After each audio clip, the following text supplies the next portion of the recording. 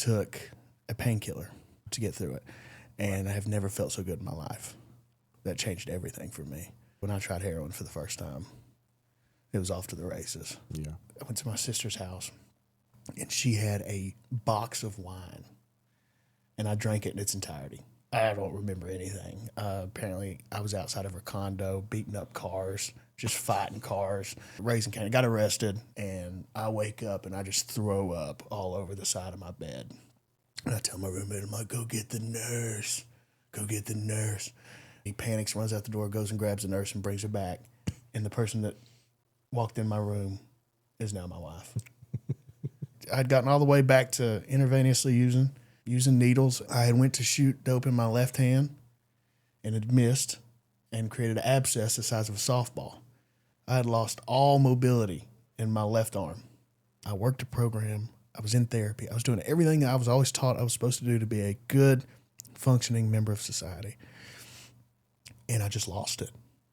I lost it. I went crazy. I lived in my car under a bridge near the zoo with 3 tires on it for 8 months. And, you know, I forget all these things because my life is so normal today. Our deepest fear is not that we are inadequate. Our deepest fear is that we are powerful beyond measure.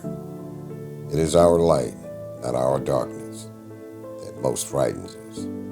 We ask ourselves, who am I to be? Brilliant, gorgeous, talented, and fabulous. Actually, who are you not to be? You are a child of God. Your playing small does not serve the world. There's nothing enlightened about shrinking so that other people won't feel insecure around you. We were born to make manifest the glory of God that is within us. It is not just in some of us, it's in everyone. As we let our own light shine, we unconsciously give others permission to do the same. As we are liberated from our own fear, our presence automatically liberates others. Marianne Williamson.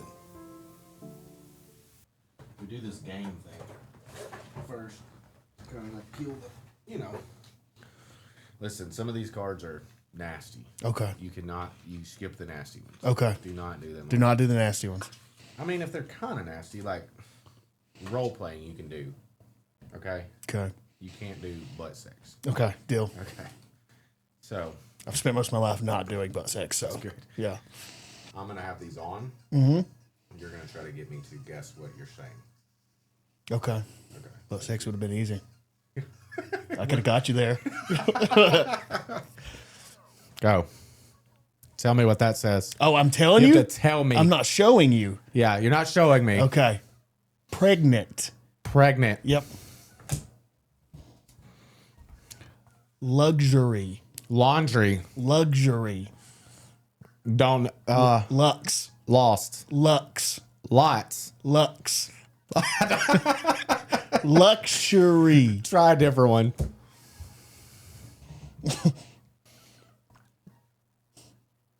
That's not even a word. Spicy. Spicy. Surprising. Surprise. Yeah.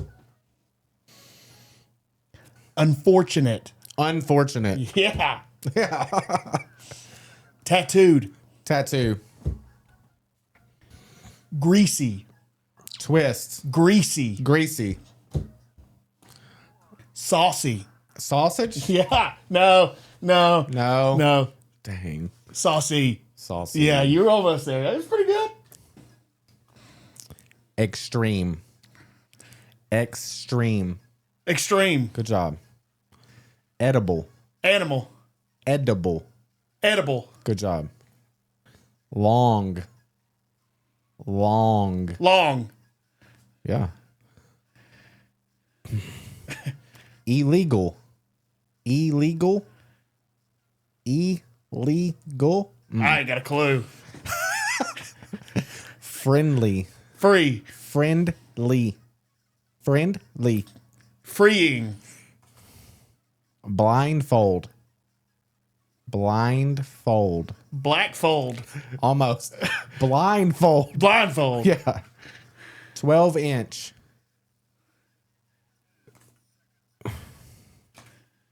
Young.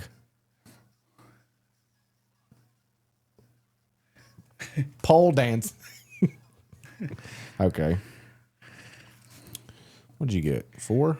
Yeah, you did a lot better than I did. Juicy. Choosy. Juicy. Chewy. Juicy. Juicy. You're saying choosy. Handsome. Handsome. Twerking. Twerking. Twerk. Swarma. Drunken. Trucking. Drunk. Drunken. Running. Drunken. Trunning. Drunken. Trucking. Adolf. Holy cow. Underwhelming. Underwhelming. Are you wimpy? Underwhelming. Dude, what was that? Unexpected. What is it? Hospital? Unexpected. Orgasmic. Nope. Unexpected. Quiet. White? Quiet. Wild. Wyatt. Wide. Quiet. Wide. Dark. Quiet. Dark. Yeah, that was a rough one. Gosh, bless. One more. I think we got one. You're better at I can understand your mouth better. Magical. Actual. Magical. Magical. Lustful. Lustful. Tinful.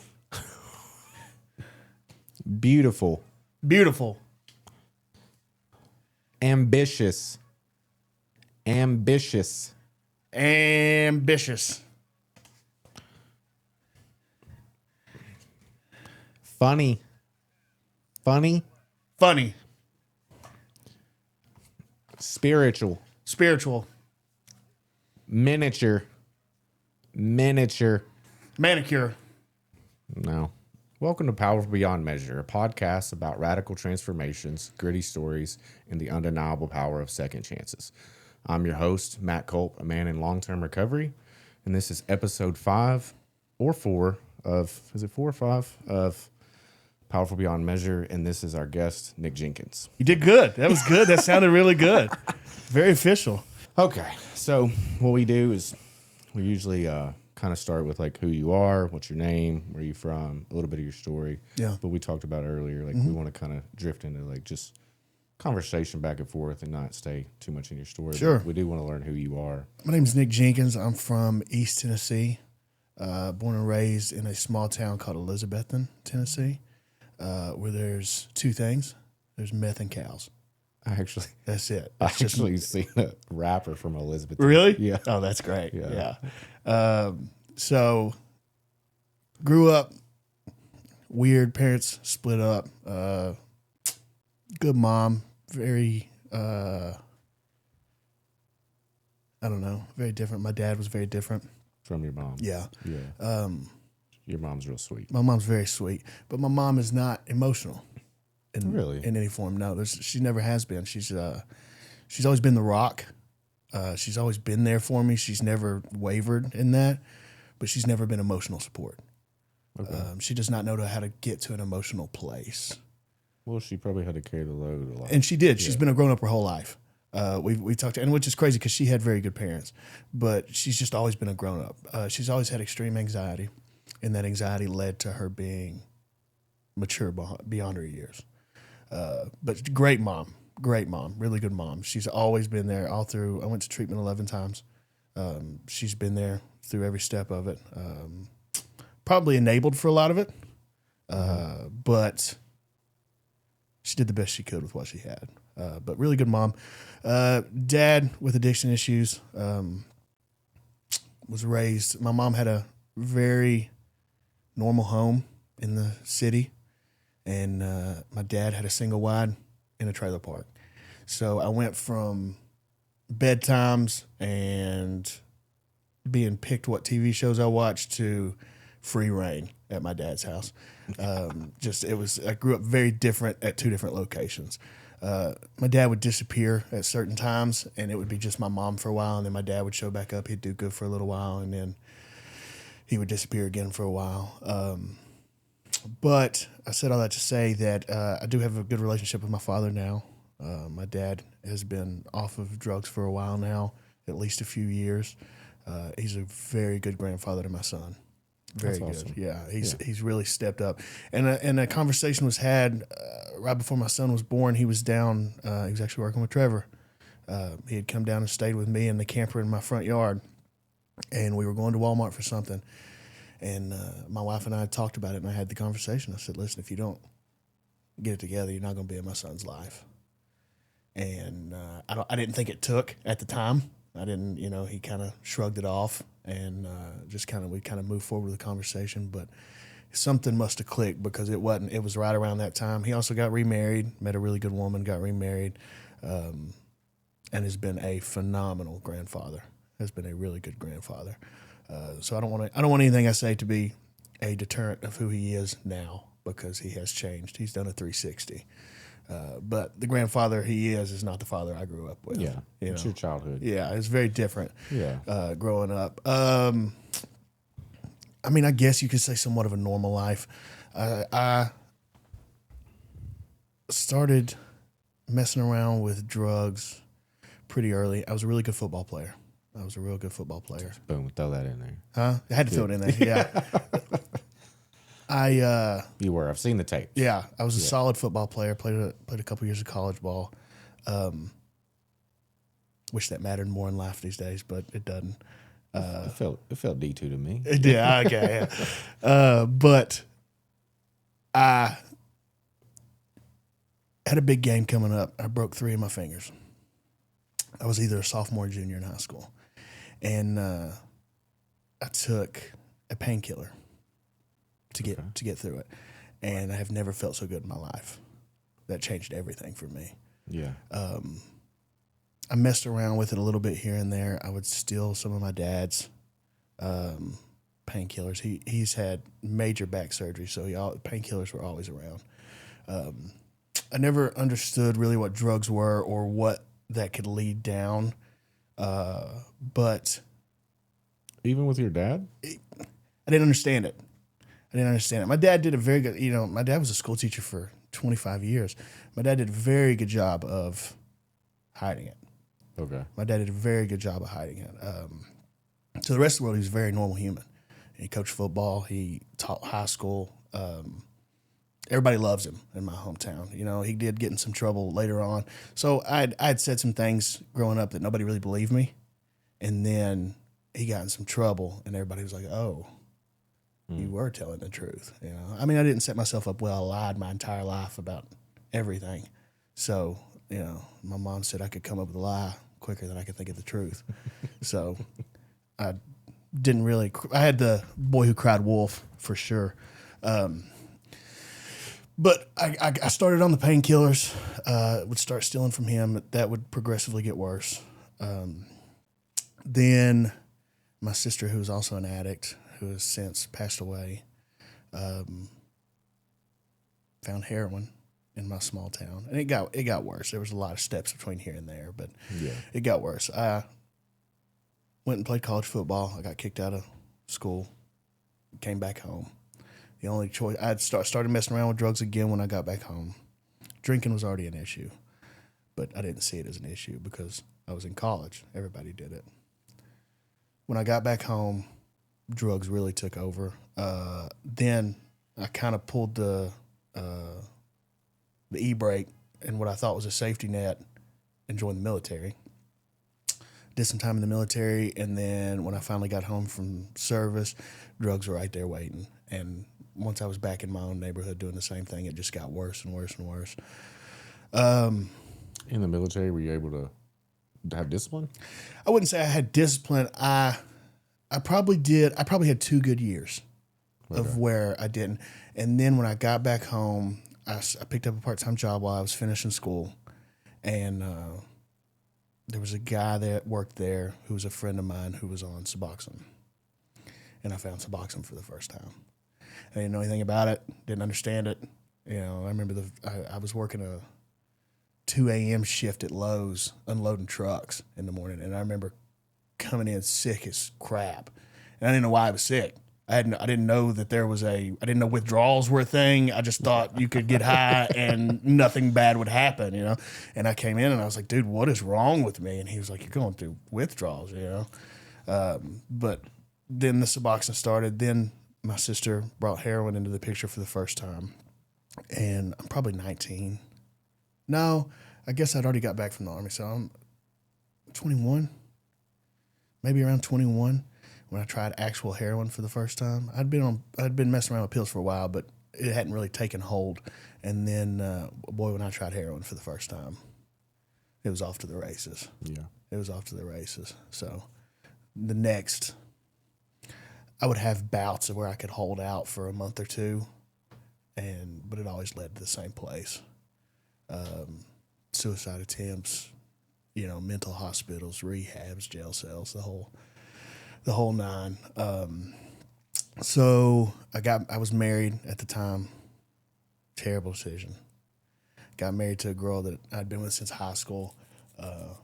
You know, the classic Southern relationship where she was the cheer captain and I was the captain of the football team. And She'll take pictures in a field. yeah, of course we did. Of course we did. Yeah, and we never. I don't even think we didn't even like each other. It's just what we were supposed to do. And then she got pregnant. And when she got pregnant, as a Southern man, Supposed to marry him. you marry her. You know, I didn't have a choice. Like you marry her. So we got married, and that didn't even last a real year. I came clean about a drug habit about a year into the relationship, and then attempted to take my own life. And while I was in the psych ward, I was delivered divorce papers. So I get out of the psych ward, get messed up again. Had this whole plan. I was going to do Suboxone maintenance and go to IOP and do all this stuff. And then I'd already been to like 3 or 4 IOPs at this point. Yeah. And I never finished them through. I never saw them through. I'd start getting high and quit going. And I get out of, it's called Woodridge. It's in East Tennessee. It's a mental hospital. And I get out of Woodridge and I'm buying dope that day. And I can't remember exactly what had happened, but I couldn't find it or I couldn't get it or the guy wouldn't sell to me. And I'm like, whatever, I'm getting drunk. I went to my sister's house and she had a box of wine and I drank it in its entirety. I don't remember anything. Apparently I was outside of her condo, beating up cars, just fighting cars. And raising Cain, got arrested. My mom came and got me out of treatment, or came and got me out of jail and said, I'm only getting you out of here if you'll go to treatment. I said, fine, whatever, I'll go. So she called my Uncle Scott, who was just recently passed away, and said... The pastor, The right? pastor, yeah. He was a pastor in Knoxville, probably the best man I've ever met. And I used to drive sober guys down to Knoxville to go to his church. Yeah. And she calls my Uncle Scott and says, Scott, he's finally agreed to do the real deal. He'll go to treatment. Where do we go? And this was it. Scott lives in Knoxville. By mistake, he told me Cumberland Heights.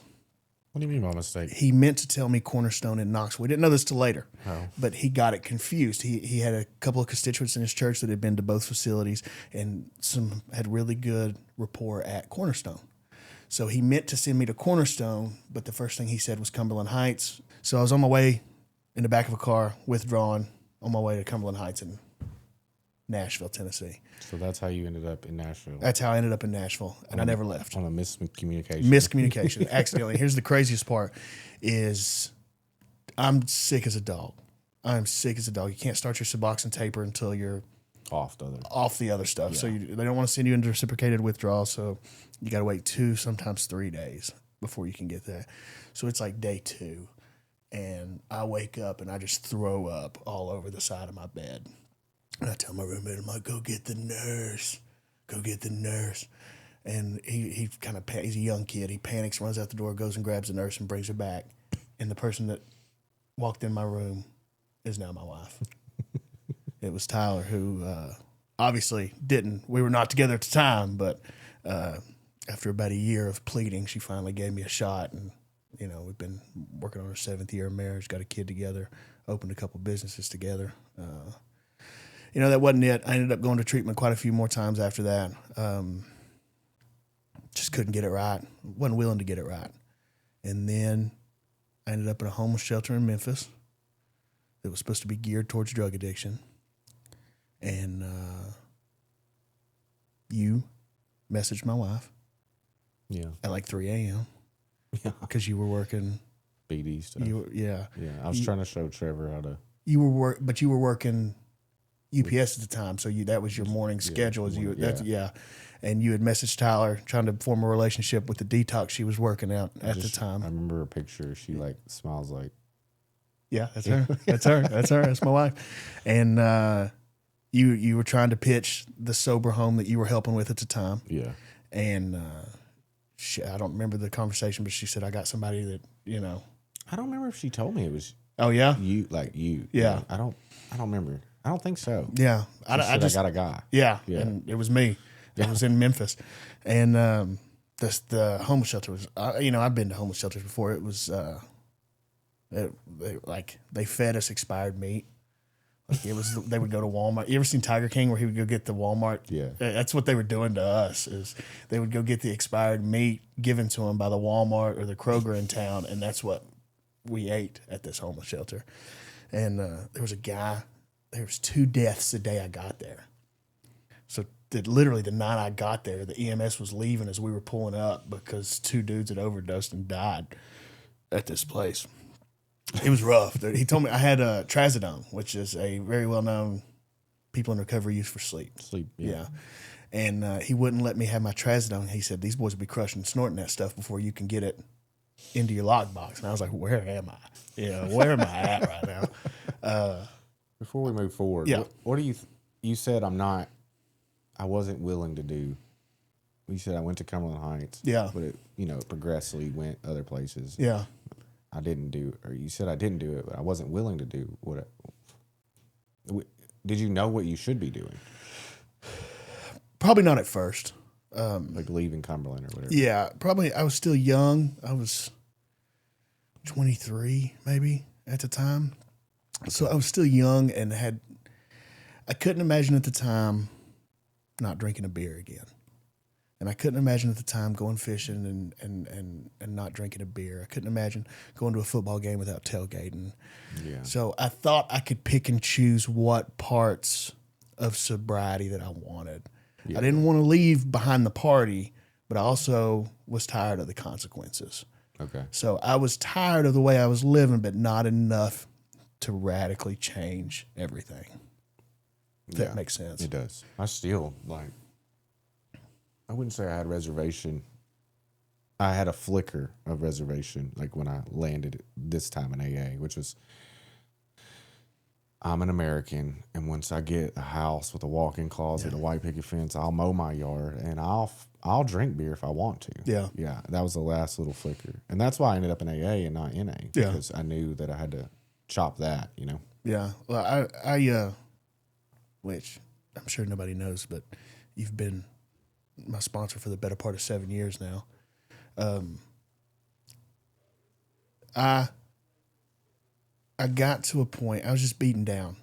When I got to the doorsteps, I got sober at Richardson. Yeah. One of the sober homes. You didn't even own them at the time.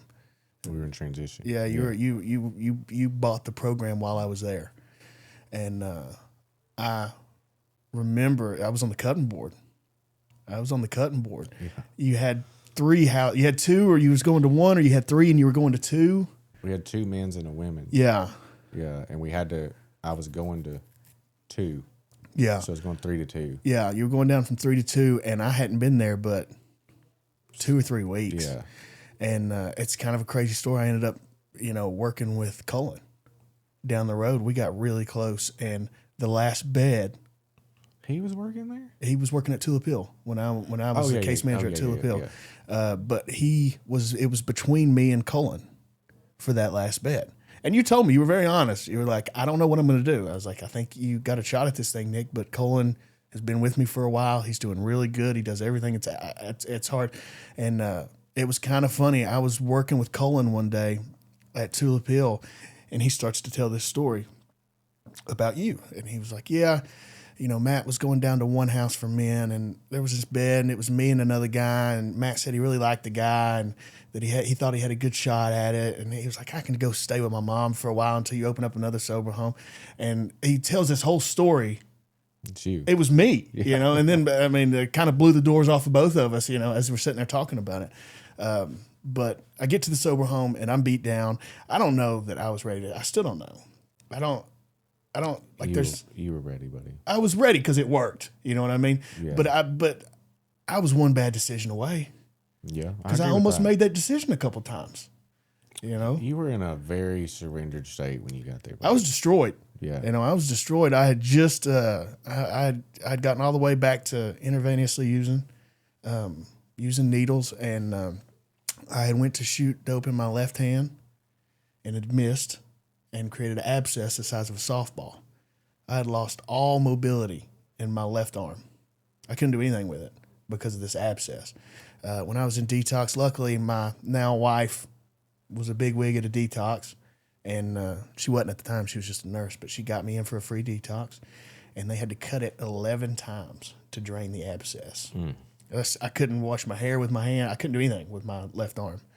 And it was rough. I was beat down, I was a shell of myself. I don't know. I look back and, you told me years ago that you believe when it's time that God provides a hedge of protection. Grace period. Yeah. And he did for me. Yeah. He did for me because I'm not saying I wasn't ready. I was ready, but I'm saying that there was nights where I lost to the addiction in my head and God provided. You don't know this story. I had drugs on the way to Richardson. Good friend of mine who's now passed away. He was a running buddy of mine. I had drugs on the way to Richardson after maybe a month there, maybe not even a month, maybe about 4 weeks. And he got pulled over and arrested on his way to Murfreesboro. I didn't hear from him for another 2 months. By the time I heard from him again, I had gotten stronger and was not looking to get high again. But by the grace of God, it happens like that sometimes. You know what I mean? So I can't take any credit for it. I did my part, but I've never had a relapse that was easy. Yeah. Yeah. Every time I'm like, okay, I'm going to do it. Everybody I know, I can't get it. Nobody's answering the phone. I got to drive. They're not there. Yeah. Like, every single time there's so many barriers. I have to go through all these barriers. Yeah.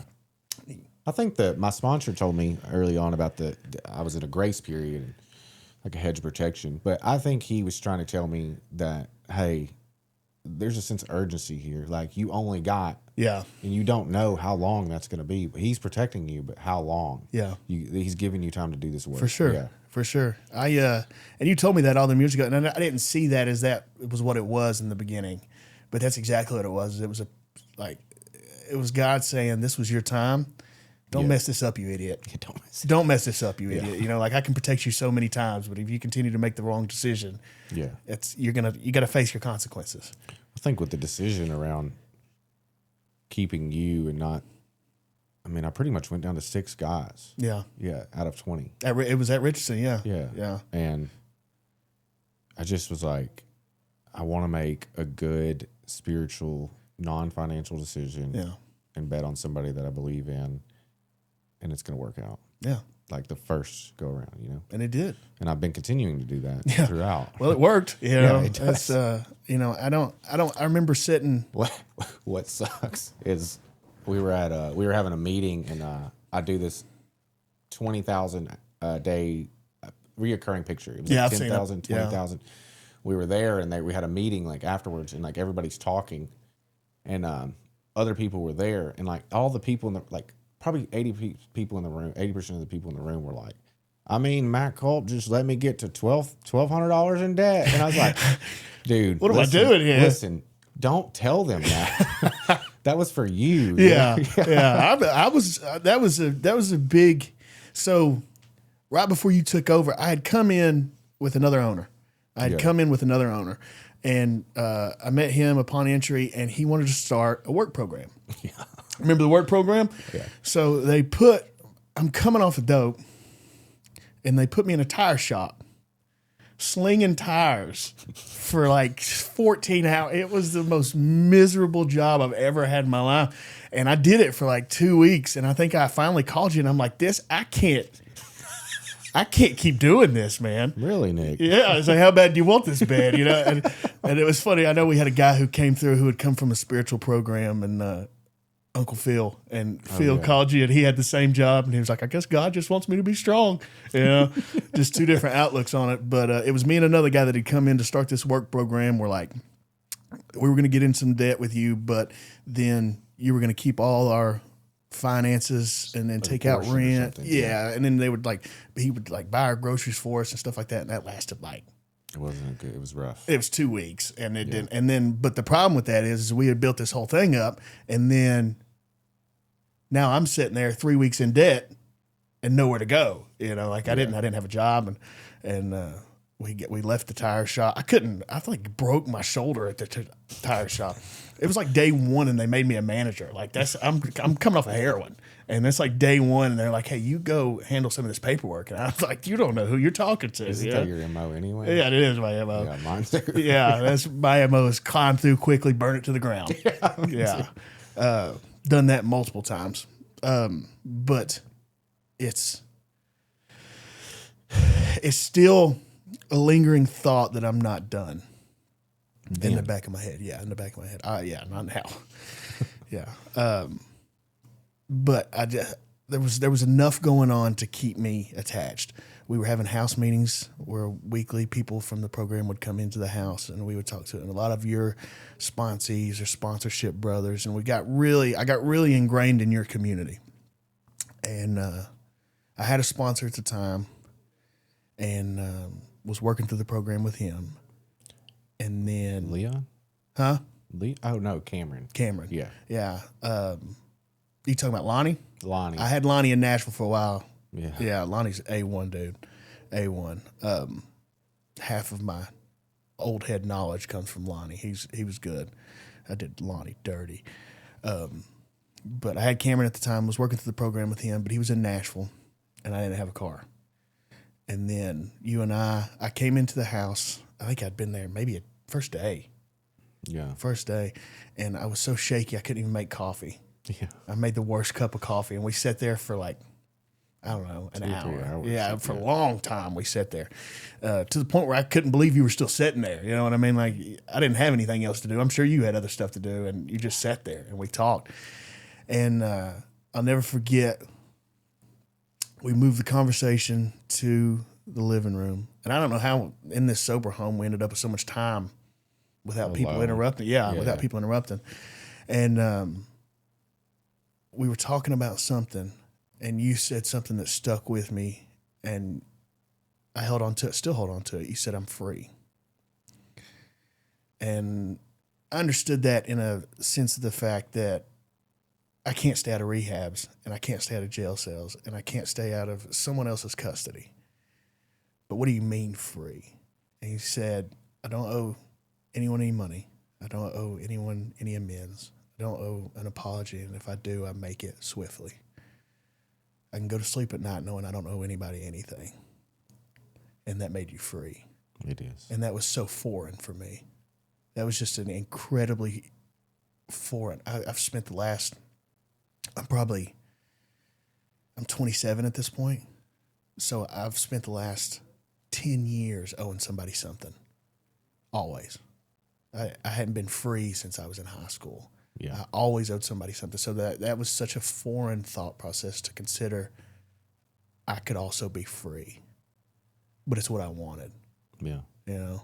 So we worked a program. I know. Yeah. I've seen the lights come on. Yeah. Yeah. We worked a program.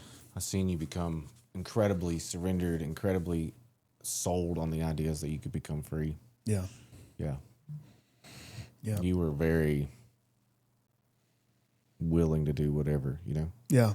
Become honest with yourself. I think we spent probably 6 days, 7 days, sometimes a week together for the next like 7 months. Yeah. Yeah. Yeah. Because I lived in the sober home for almost a year. I stayed in there in the sober home. I went through the whole process of you buying it, and then opened 2 or 3 while I was there. We did Alan. Hold on. We had the girls, then we did Alan, and then we opened. Did we open another one? It may not have been. It may have been Alan. Yeah. No, we opened one together because I remember you being like, "Man, I want to open 10 of these." Yeah. I remember myself being like, "No." Oh my God! Yeah, now you got 16. Well, I remember you sitting there. I remember we were celebrating opening Alan. We went to Blue Coast Burritos, and we were sitting there, and we took a picture to remember it. Yeah. And I was like, "Yeah, let's open 30 more." And you were like, "No, dude, you don't understand what you've just stepped into." You My know, stress level is through the roof. the bigger it's got, the easier it's got on me. Yeah. Yeah. I think about this sometimes. You do a good job of mentoring those to take responsibility from you. Yeah. You did it with me. I don't want it. Yeah, you did it with me. You did it with Trevor. You've done it with quite a few people who've come through. You did it with Brandon, who have come through, who you get them to buy in. You know what I mean? And you show them a different way of life, and then they want to be a part of whatever you're a part of. It's kind of a, it's a positive thing, but the way I'm going to say it sounds negative. But they're on fire, Yeah. and I want to like be a part of that fire. Yeah. Because I've had the years, and like sometimes it's hard for me to get it, you know, Yeah. without like being close to it. Yeah. Yeah, and they have all the ideas. They're on fire. Yeah.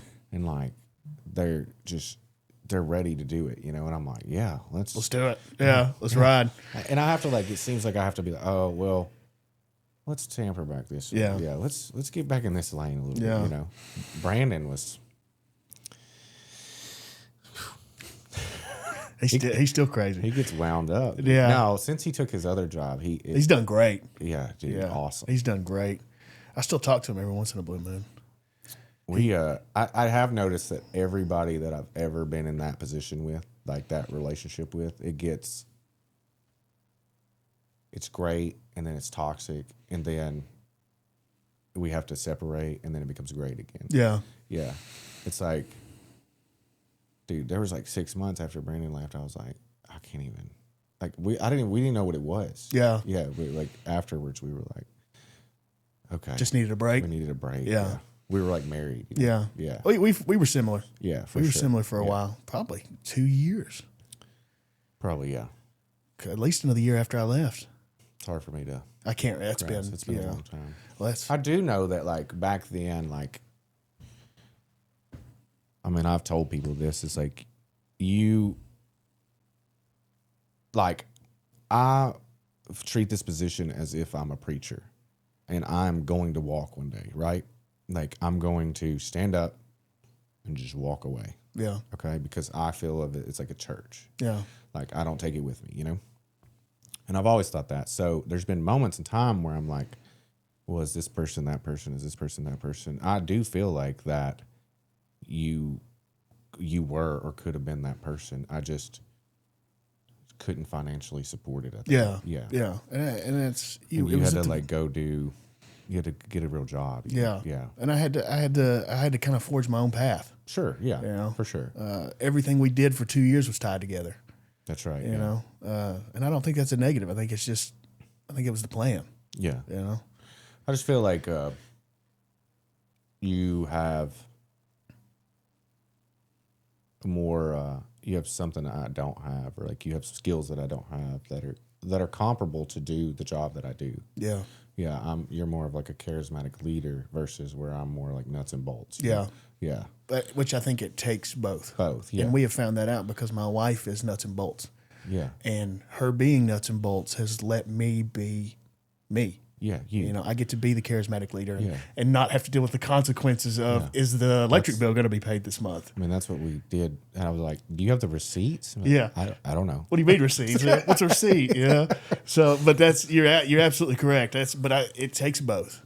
It does. Yeah. And to expect like you to develop into that, it's like, it's almost like taking away from you know? Like it's bogging you down, you know, where I'm like, I can show up and do the charismatic leader thing, but it takes so much out of me. Yeah. Where the other part, it's easier for me to do that stuff. Yeah. Yeah. It just comes natural. Like That's- auto pay everything. Okay. Got Yeah. it. Yeah. Sometimes I sit back and think about 16 houses. I would spend 4 days a week just worried to death about this. I don't know how the logistics of that. I don't know how that. My wife, same way. I don't know how my wife is the chief operating officer of a organization that has multiple treatment centers. Yeah. And I don't know how she does it. I don't know how she does it. I get to go be charismatic Nick and make people love me and not have to worry about, is my chef going to get paid this week? Or, I don't, just anything like that. Like, I don't have to worry about it because she has handled everything. I don't know how people like you guys do it.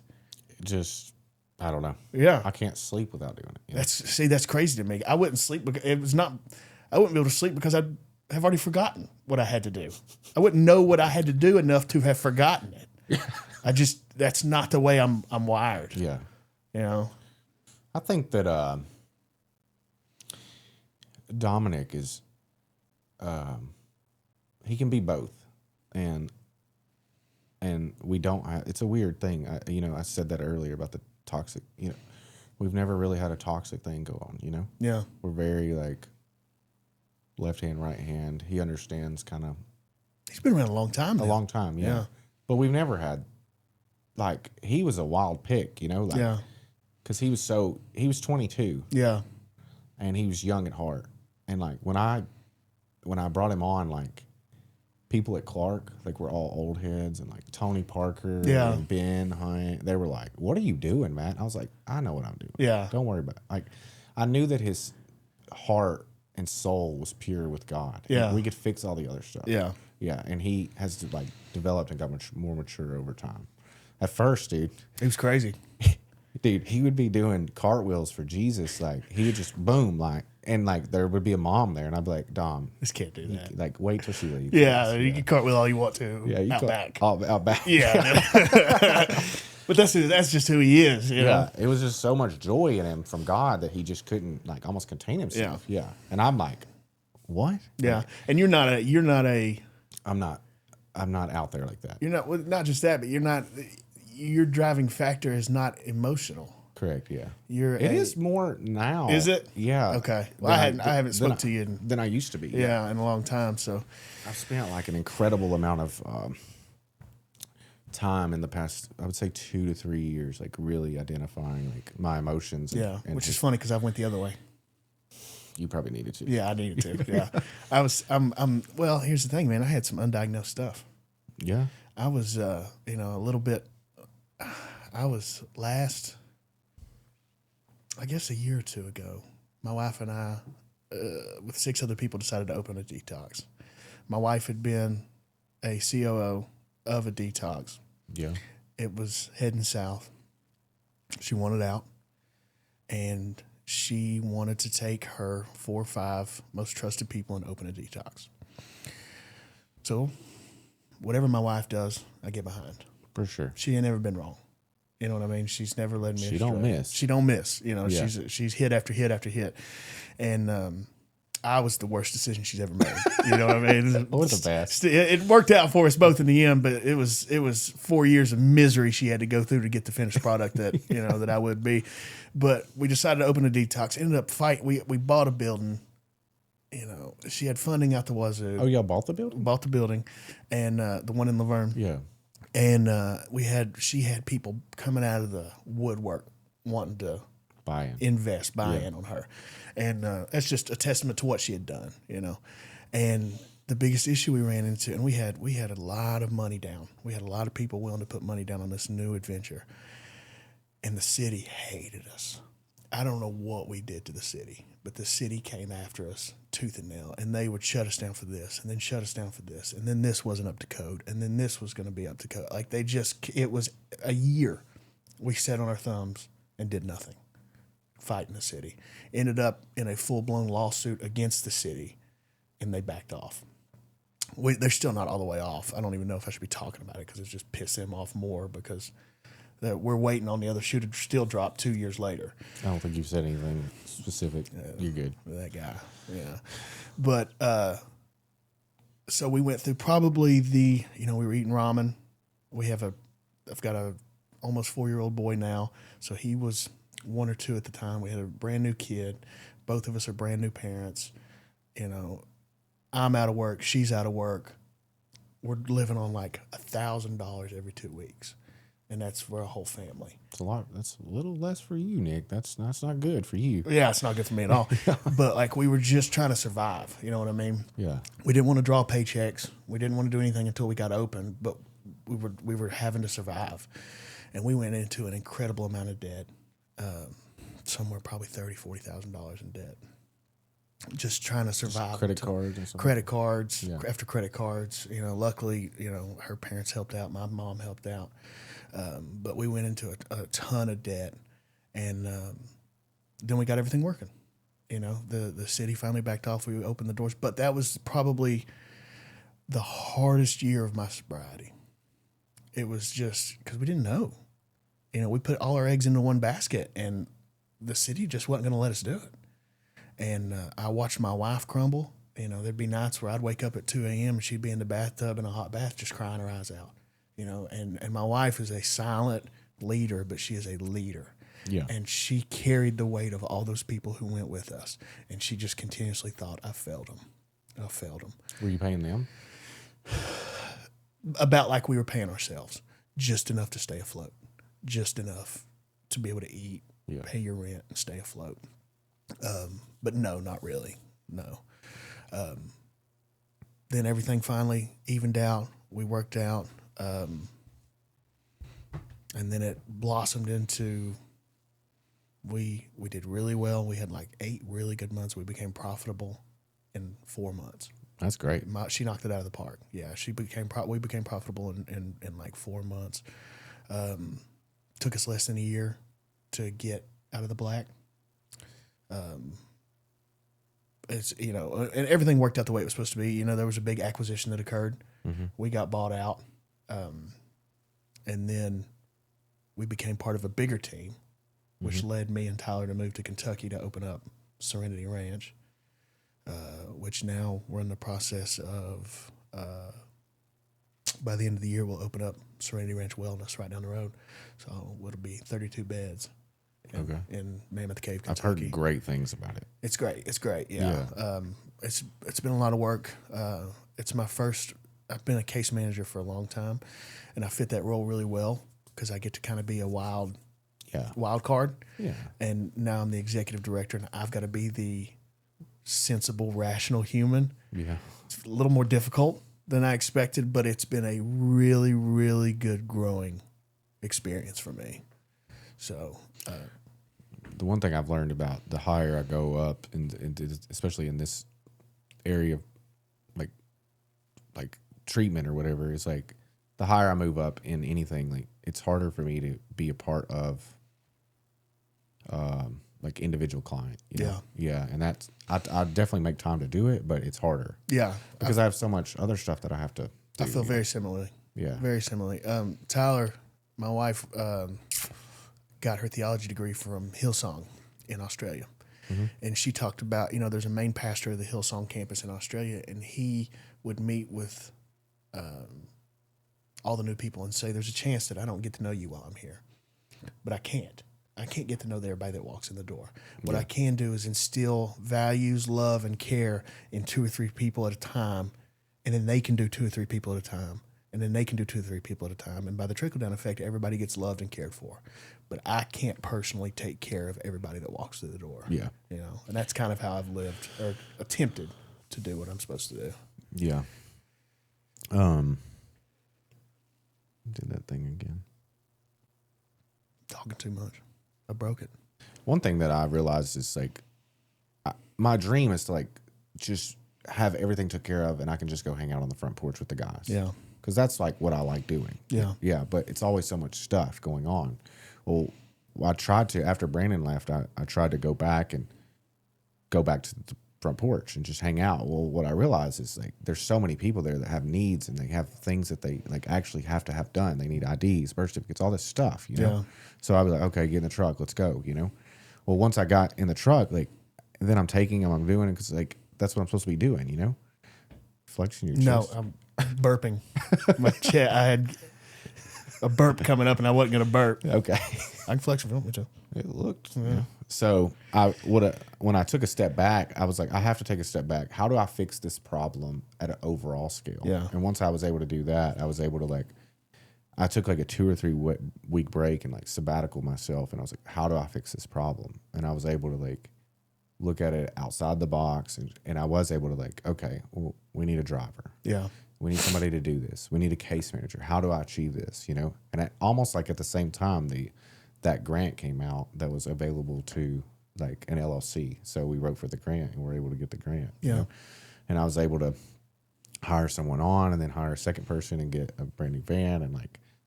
And then I was like, okay, well, I need to figure out how to do that more often. You know, if I could, not necessarily the grant, but like, how do I step back and like look at these problems that these people have and solve that problem versus me trying to do everything. Yeah. Yeah. Which is, you know, early on,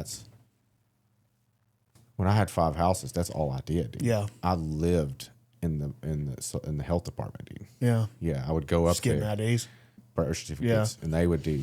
They're like, they don't have What's any, up, Matt? They don't have Good to see anything you, with dude. your name on it. I'm like, before we left the truck, I would be like, hey, listen, it's gonna get real uncomfortable in there. Don't say anything. Don't be aggressive. Just sit there. I got it. Yeah.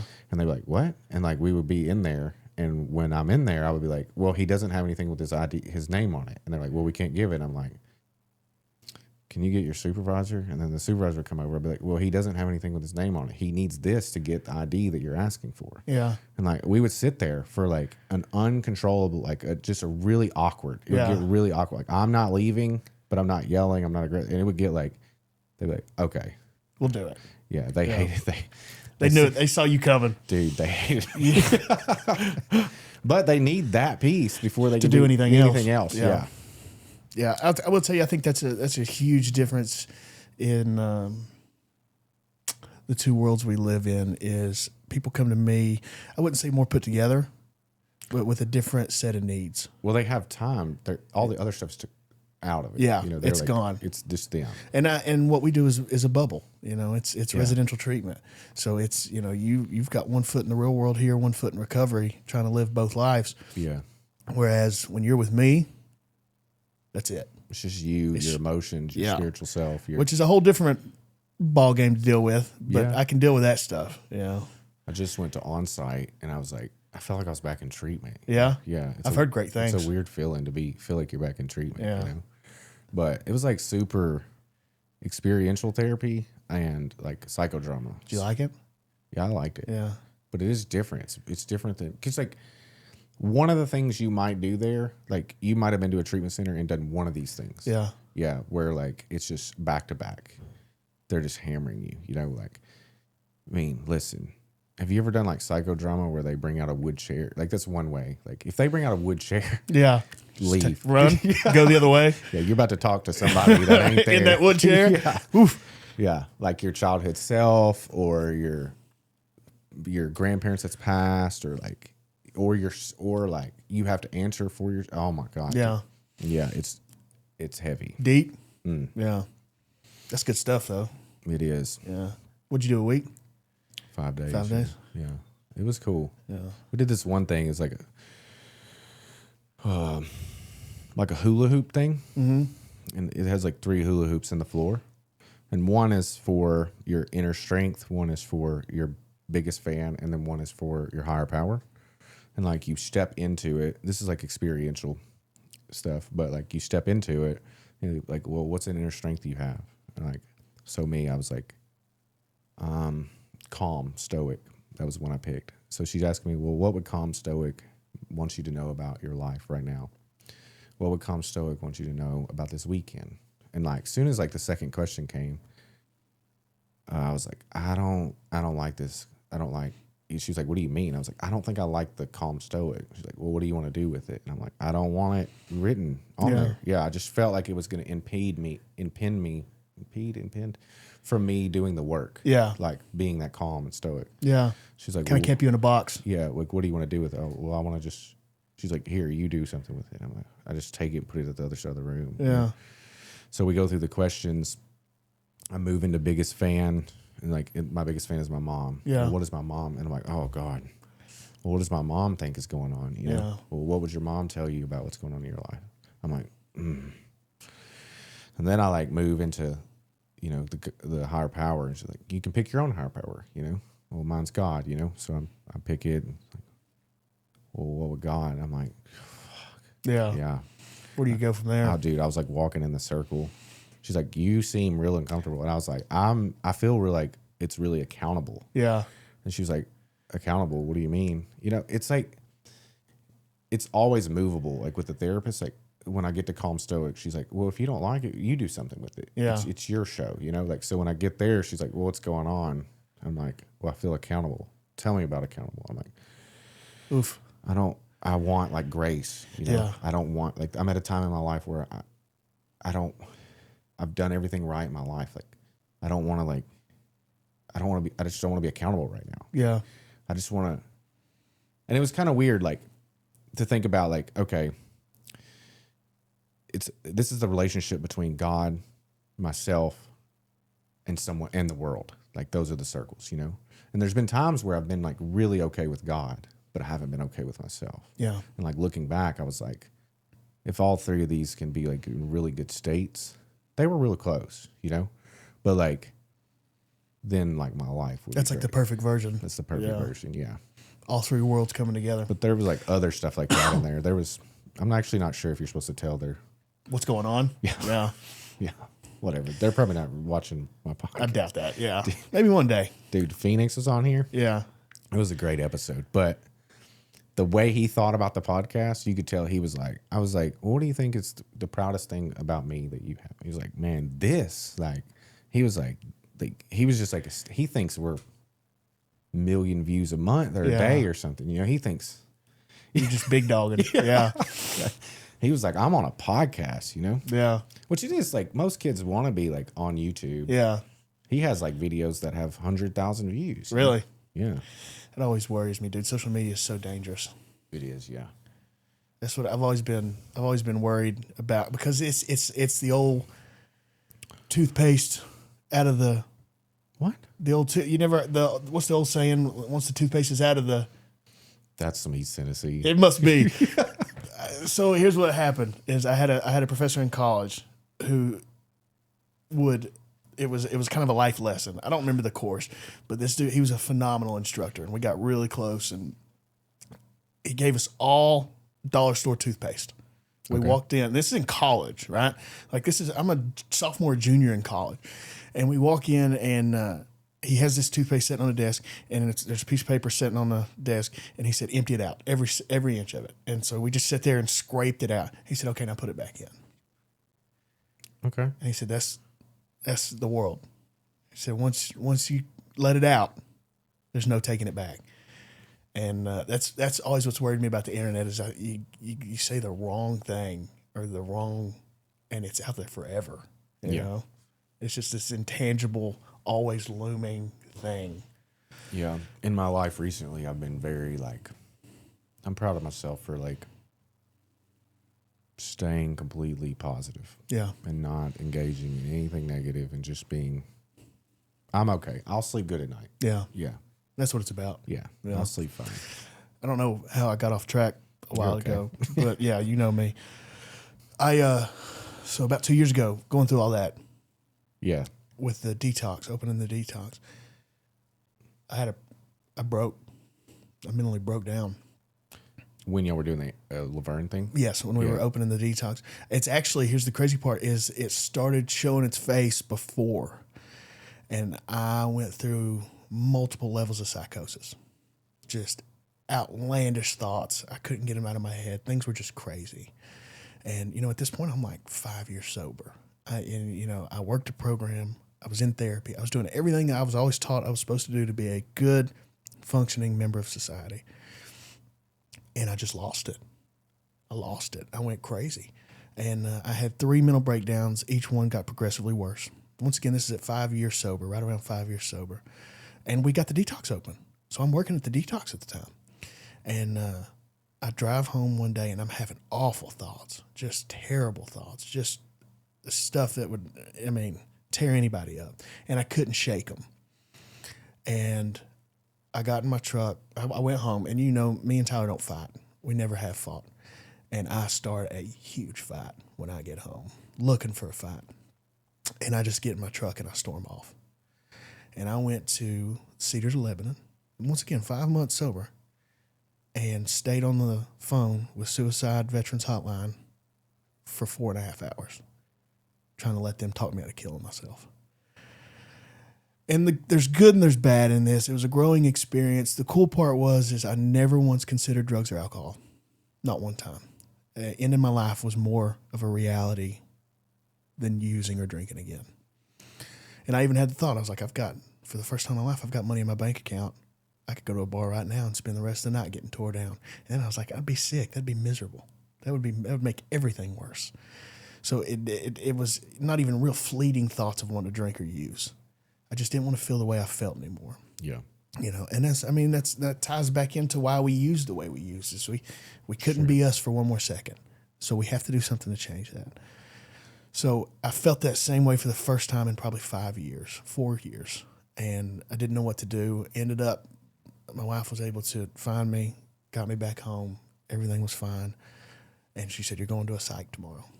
And I did. I went to a psych. I did whatever she told me to do, you know, and I went to a psych doctor. Turns out I've got bipolar disorder, ADHD, and OCD. But I've got a weird OCD. It's not the kind of OCD that people make jokes about, or, you know, when their bathroom's tidy, they're like, oh, I'm OCD. What would happen is my brain, the bipolar disorder will send my brain down the wrong tracks, bad tracks, and the OCD makes me lock in on it. Just stay there. Stay there. I couldn't get out of it. Yeah. And I was having, you know, you know, I've got a 3-year-old boy, and like I love him more than anything on this planet. And I would have these anytime we would get a storm in Kentucky, you know, because Kentucky's freaking Tornado Alley. All of a sudden, I move up there, and now it's just tornadoes every day. And I've always been scared of storms, but never like I am now. And I would just have these awful images of like my son's daycare getting hit with a tornado and it just sucking him up, and all he could think about is, where's my dad? And I would think about that, and I couldn't let it go. And I would just live there and live there and live there and live there until I broke. And luckily, within the past 2 years, I've seen a couple psychs. I'm back in therapy. I'm doing everything I'm supposed to be doing. But I'm well medicated. I'm taking medications that I should have been on the whole time. You know, Yeah. I found out that I'm not as high strung as I always was. I was unmedicated, you know. Yeah. But it's in the time you were going through that thing at Cedars of Lebanon or whatever, prior to that, were you like in a manic state? Were you highly elevated? Yes. Yeah. So it would flip. I would go. So the biggest issue with my bipolar, there's 2 types. There's type 1 and type 2. Yeah. Depressive and manic. Manic. Yeah. So I would have what was called a mixed reaction, where it would be a depressive. I think type 2 is where it swings. It's so Right. I don't remember, to be honest. Or the other way. What they would call it was a mixed reaction. Okay. Is what my psychiatrist called it. So what would happen was the depressive state would take over, and then my heart would get elevated. And when my heart would elevate, it would add emotion to it, and then it became a whole nother scenario. Okay. It became the perfect storm of both of them combined. So it was a nightmare. It was awful, but I was willing to do whatever it took to get through it.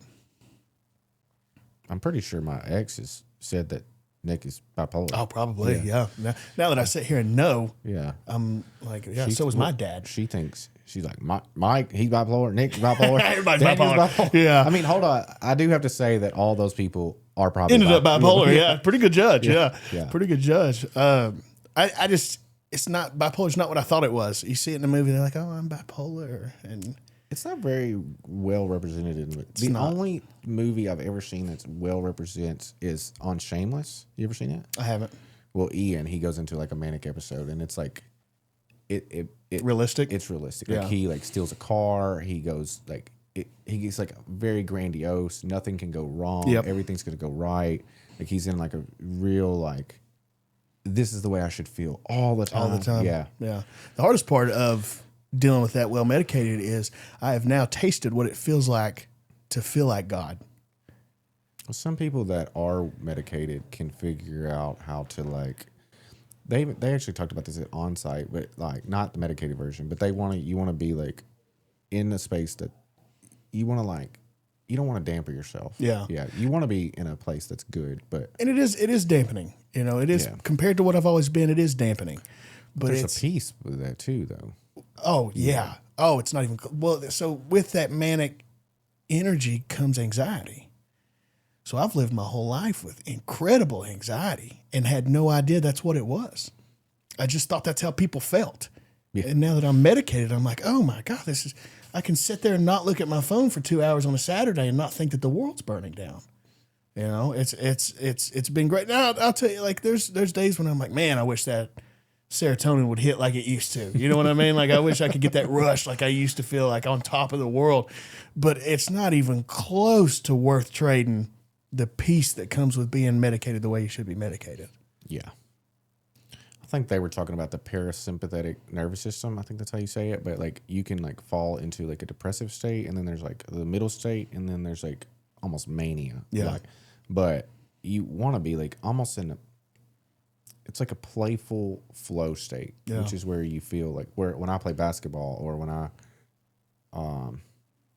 there's like certain things in my life, like when I water ski, like I'm in that like playful state, but a flow state. Yeah. That's where you want to be. Yeah. Like you don't want to be, people want to be kind of a little energetic, playful. So for me, it was coaching when I was coaching. Coaching. Ball. Yeah. That like really. Everything disappears. Everything disappears. Yeah. I left my phone in the office and I got to be there. I love football. Doesn't it suck? We just can't stay there. I know. Yeah. You know, just coach all the time. You know? Hopefully we get to a point where. At home like. We were talking. 1, 2. Yeah, I'm not. I try to coach Fred at home. I'm going to get coached by Tyler. Tyler. We were talking about it the other day. Like, what does like the perfect day look like? And I'd been thinking about it for like a week. Tyler had brought it up, and I told her, I said, the perfect day for me looks like a Friday morning. I get to get up before the sun, get out to a tree stand and hunt, even if I don't kill anything. Just out there, you know.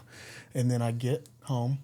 I go to the gym, maybe hour and a half, good lift, you know, probably chest day, and lift and just have a good, I mean, you know how you feel after a good lift, and then go coach football for Friday Night Lights.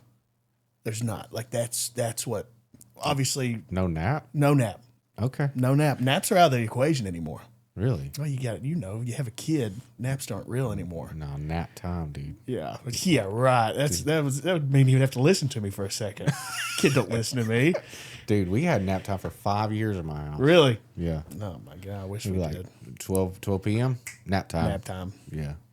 He'll do. I don't know. Kids.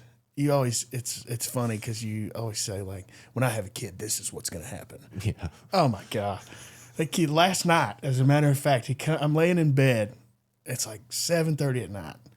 I'm laying in bed. He walks in. He says, "Can I have a cookie?" I said, "No, you can't have a cookie. It's 7:30 at night." And he says, "I'm going to get a cookie." Yeah, I'm going to get a cookie. And I said, "No, you're not." And then I said, "You can have half a cookie."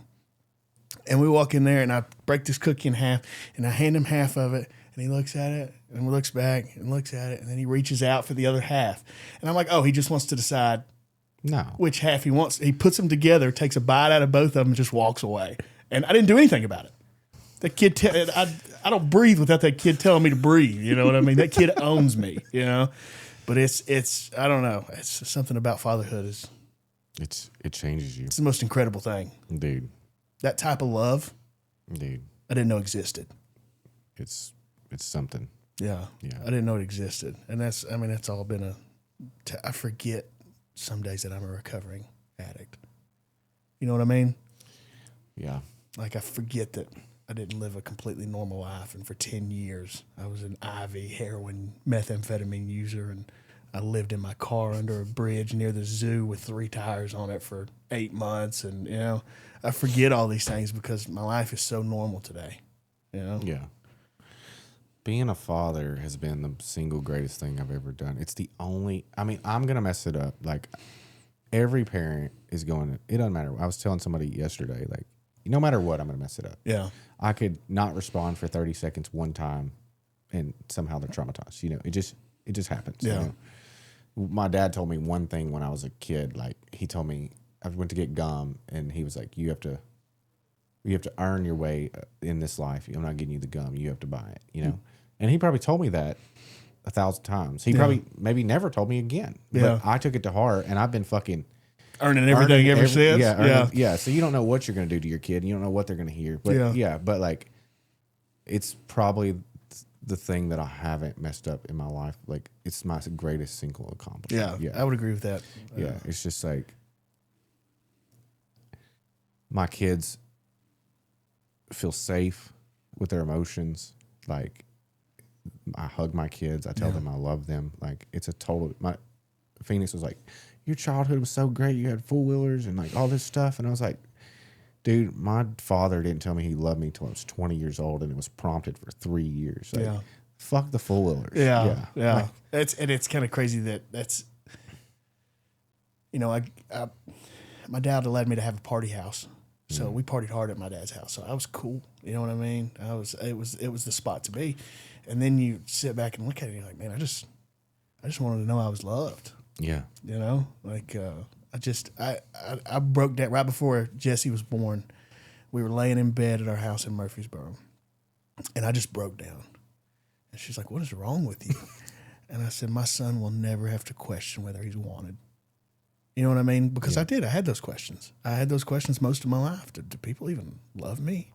You know? It's like I've read something or watched a TikTok or something. Every time someone says they read something, they watch a TikTok. Yeah, that's what it means. Yeah. Or Instagram reel or something. Yeah. But it was like, we're the generation that actually is like fixing generational curses. Yeah. We're the only generation that's like, oh, this is a thing that I should be changing, like, in my life. Yeah. Like, we'll probably overdo it. Probably, because that's course correction always comes with overdone. Overcorrection. Yeah. First. Look at the housing market. Jeez. We're gonna do like some questions and stuff. So let's see here. Maybe, what's a question that you have never asked me that you might wanted to ask me? I don't know, dude. We spent about 5 years I know. where everything was on the table. I know. I mean, we walked through a fifth step together. You know what I mean? That's pretty Intimate. Yeah. You can skip if you can't. I wouldn't say skip. One thing I always wanted you to be proud of me. I have daddy issues. I am proud of you. Yeah, and I think you showed that. But I was telling somebody the other day that my biggest issue is I expect unreal things, not unreal that I expect things that can't. What I need to hear is when my mom passes an old friend in Kroger, and they say, "Hey, how's Nick doing?" and she gushes about me. I'm never going to hear that. Yeah. But that's what I need to feel enough. You know what I mean? So I need, and I've always had unrealistic expectations of what people should I agree with that. say to, you know what I mean? Yeah, I think that with like pertaining to this question is like, so, or this statement is like, when we were really close, like I knew that you needed that, right? But you came to the wrong place, right? Yeah. I didn't have it. Yeah. Yeah. And I think that over the past 2 or 3 years, like I do have it, you know? Yeah. And it's something that's developed in me. And like not only you, but other people have like made me realize that I was lacking that part of my life. I think my son helped me realize. Yeah. Yeah. Like Kids will do it. kids will do it. Yeah. Like, what does it take for me to say, I'm proud of you. I'm proud of the man you've become. Like, Why does it make me feel weird to say it? it's not that it would make me feel weird. It's that I think that it wasn't that my dad never said it. It was that when I grew up in AA, my sponsor never said it. Yeah. So, and to me, that I needed him not to say it, because if he said it, it would remove that pull for me, like that push That down the need road. for it. Yeah, that Yeah. need for it. And I wanted it. It kept me so motivated, because not that he did around like 5 or 6 years. Yeah. He became like incredibly proud of me. He started like kissing me weirdly on my forehead. Yeah. And like you could precious. you could just tell he was like he was proud of me. Yeah. You know, but like that first part, I would get 3 months, and he would go, the 4th month's the hardest. Yeah. Buckle your fucking seatbelt. And I would go, why? You know, like in my heart, I would be like, he just can't tell me. You know. Yeah. But it made me like, I'm going to show this, you know? You know, you told me years ago that you purposely didn't give it to me because you knew that I needed it. Possibly. And it was not like you being a jackass. It was you saying you got to grow to a point Where you don't need where it. you don't need that. Yeah. You know, I needed a pat on the back for everything I did. I needed some type of affirmation for everything I did. And don't get me wrong, I still absolutely appreciate good affirmation, but I don't need it to breathe anymore. I think that, yeah, I wasn't doing it I was doing it for two reasons. One, it felt like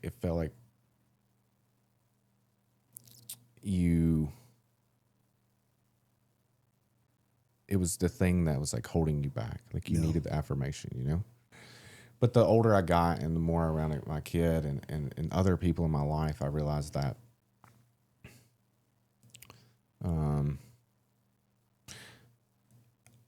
I would do this thing where I would show love, like in the sense of like, to me, like if I give you the responsibility to run my entire company, that's me saying I'm proud of you. Yeah. Or if I trust you and I don't pick up the phone on a weekend that I'm off and it's handled, then I trust you and I'm proud of you, you know? But like, why couldn't I just do both? Yeah. Yeah. And I believe you were correct in the fact that I had to get to a point in my life where that was not like oxygen to me. What about Lonnie as a sponsor? Yeah. Was he? I mean, you said he kind of. He enabled you a little bit, right? He enabled me, but was he proud? What did he say? He was proud of me. Yeah, he was proud of you. He was proud of me. Lonnie really took the form of a dad for me. But Lonnie had a straight relationship with his son, and I manipulated that situation. So you became his son.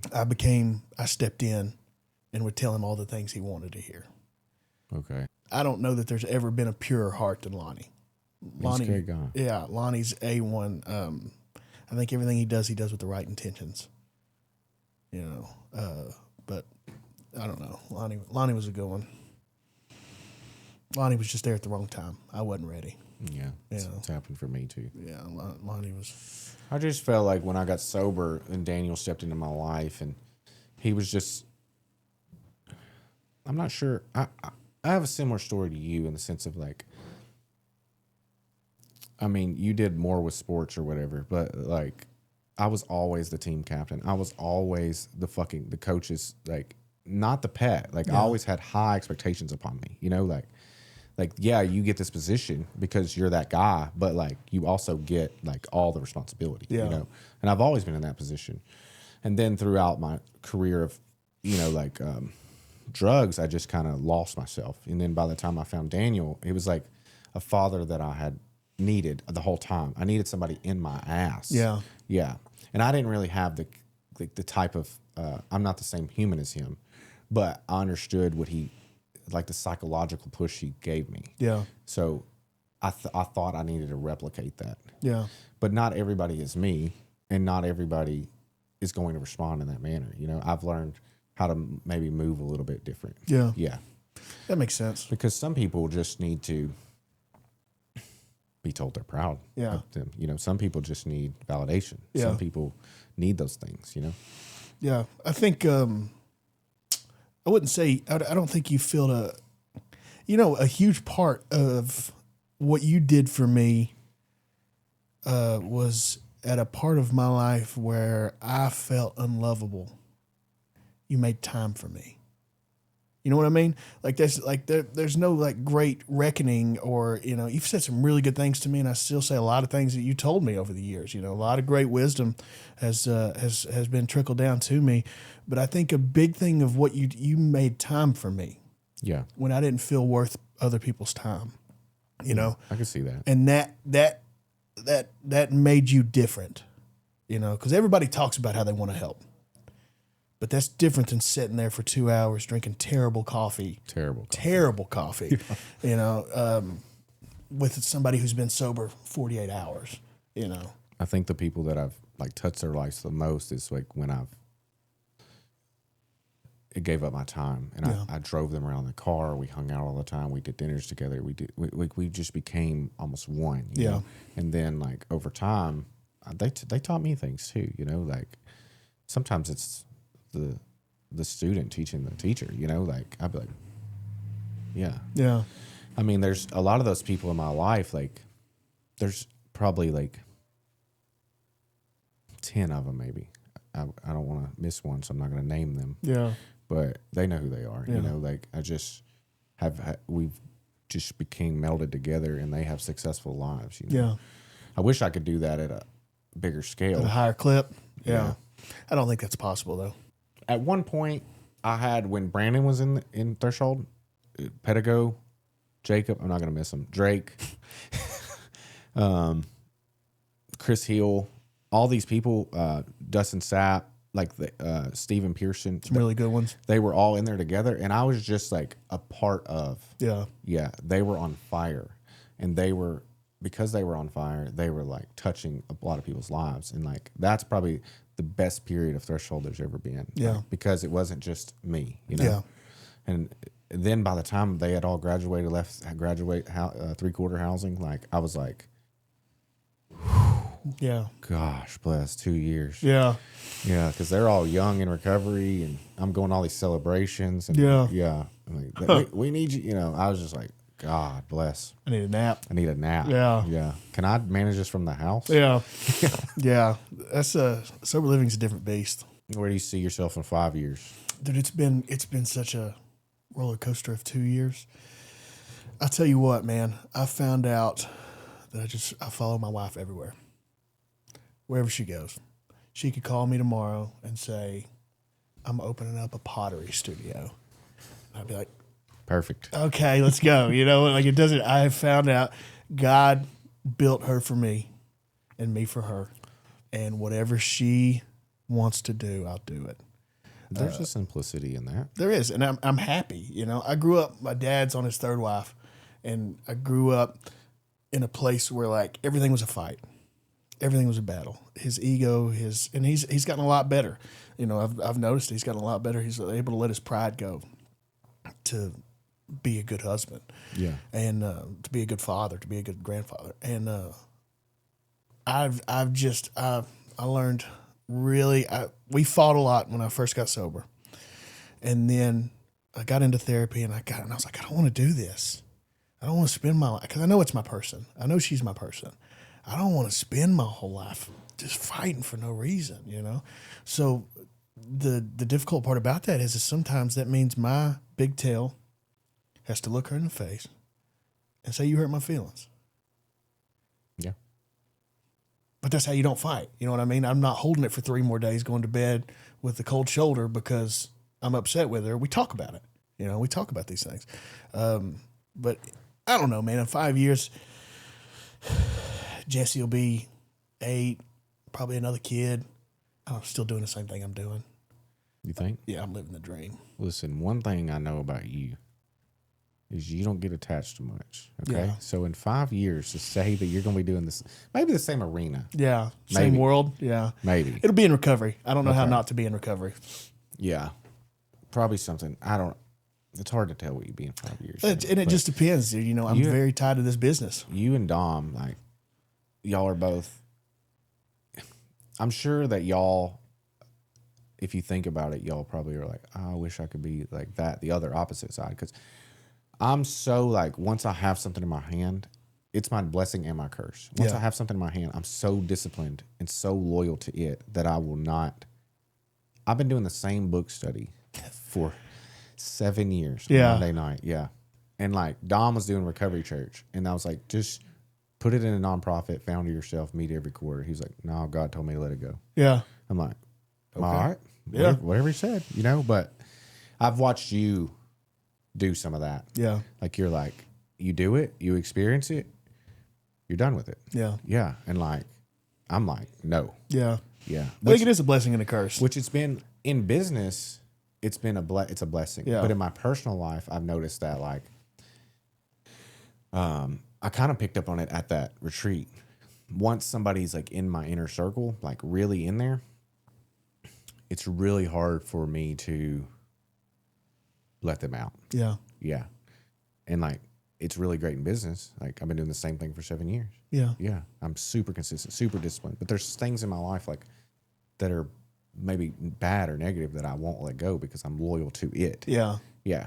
Whether it's It could be anything. anything, Yeah. A knife stabbing into your chest, it's what you know. Yeah, it's what I know. Yeah. And I go, oh, that's good. I'm glad they got a knife. Yeah. Yeah. What a great knife. Yeah. I mean, I'm not tied to anything, man. I'll tell you what, I really enjoyed coaching football. I think you should do it again. And I'm going to. Yeah. I have every intention. I can't right now. But I'm still in contact with the kids I had 2 or 3 years ago. You know, they still call me coach. They'll call me on Fridays, tell me how the game went. Some of them call me Pops, you know, like that's. But, you know, when I got hired to coach football, I went in and I said, listen, I've got a history. You look up you do a background check on me. You're going to see some things that may make you not want to hire me. And I had a long talk with the head coach, and he said, you know what, I'm going to take a chance. I'm going to hire you so that you can tell those kids what they don't need to do. I got enough people saying what they do need to do. You need to show them that you have walked the path, you know, and I've shown them mug shots and my arrest records and all this thing, and they know Coach Jenkins was down, you know, and it brought me love and respect, you know. Those kids now, I've got some of them that are family, you know, Yeah. and I miss it terribly.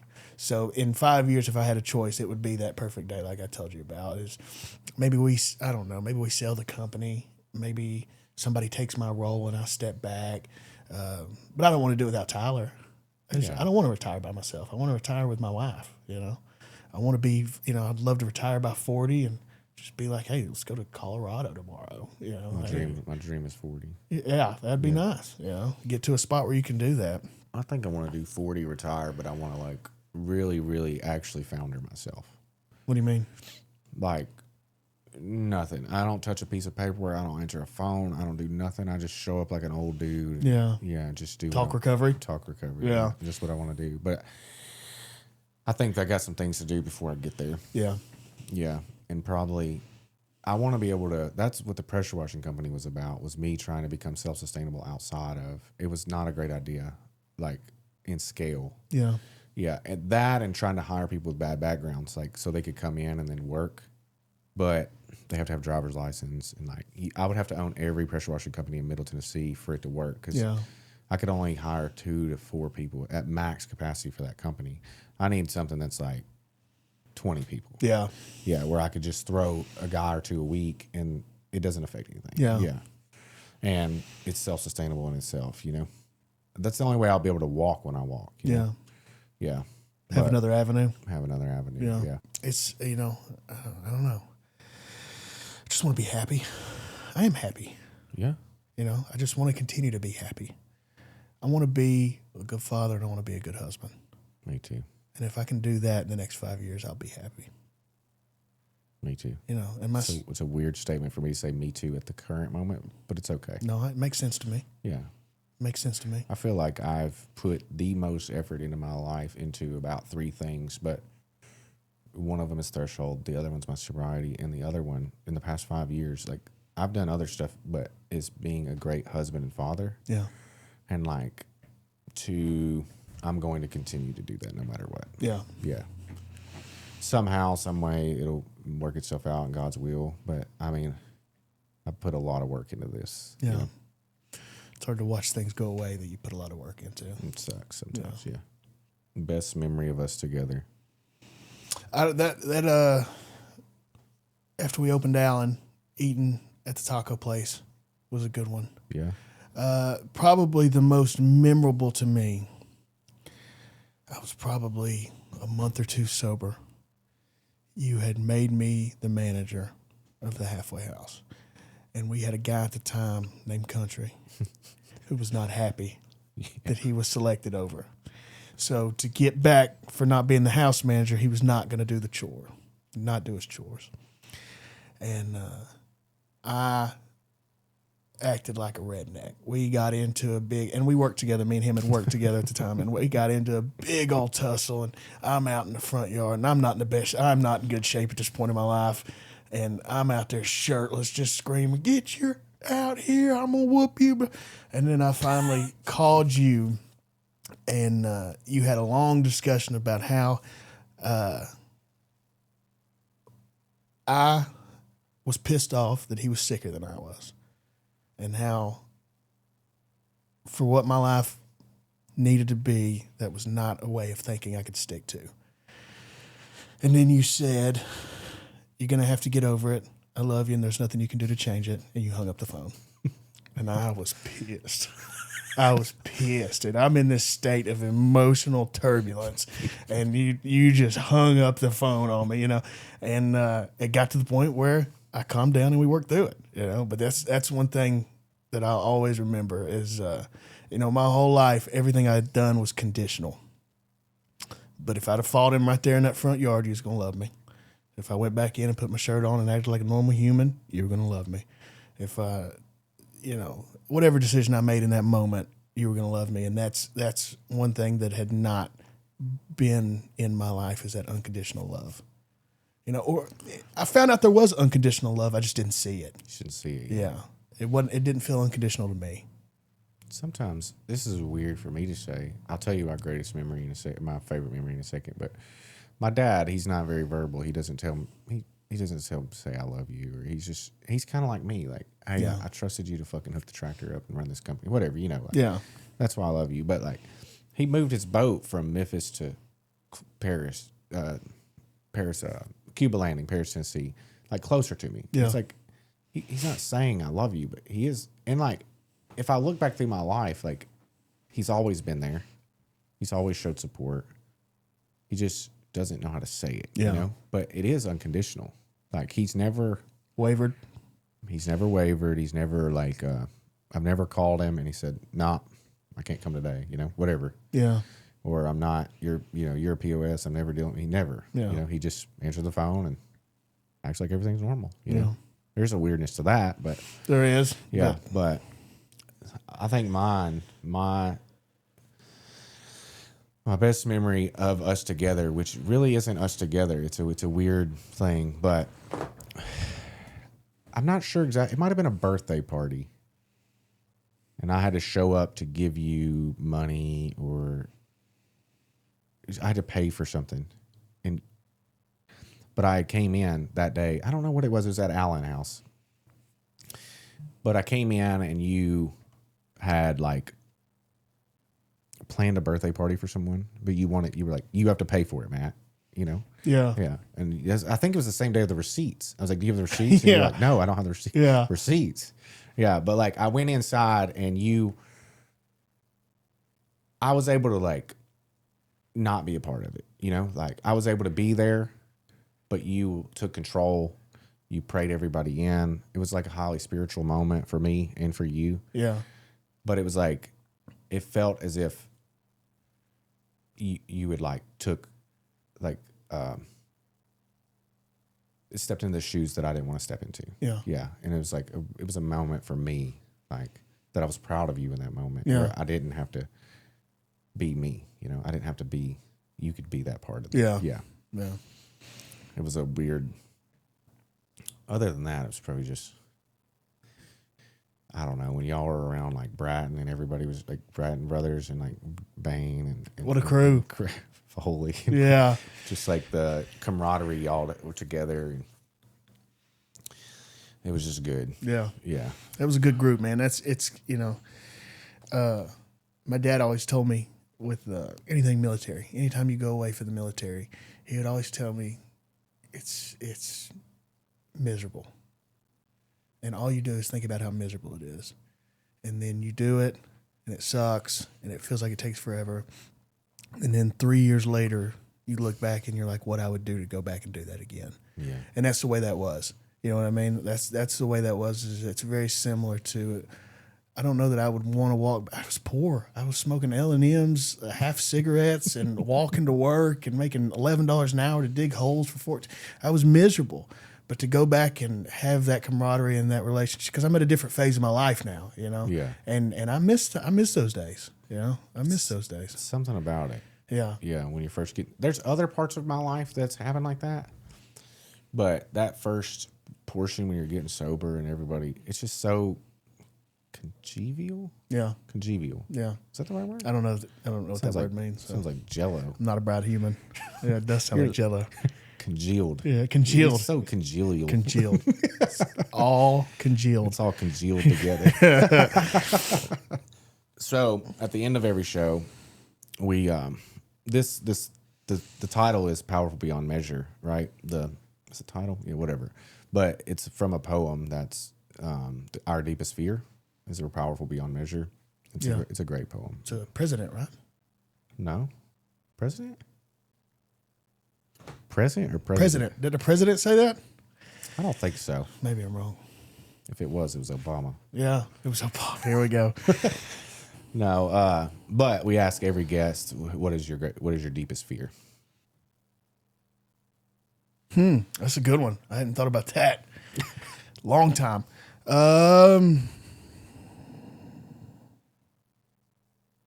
We'll wait.